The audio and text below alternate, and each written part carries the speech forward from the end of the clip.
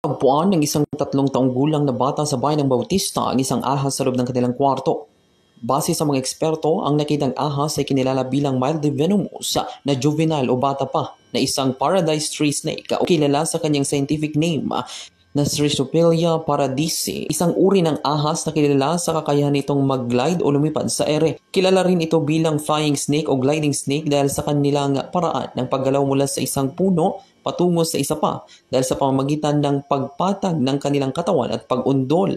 Nakakalapit sila ng paahon sa ere. Bagamat may kamandag ang ahas na ito, pero nangahulugang hindi ito lubhang mapanganib sa tao sapagkat ang kamandag nito ay karaniwang epektibo lamang sa maliliit na hayop at ang kagat nito sa tao ay maaaring magdulot lamang ng konting sakit o pamamaga at bihira ang seryosong epekto nito. Hindi naman nasaktan o nakagat ang bata dahil hindi naman ito nahawakan ng nasabing ahas.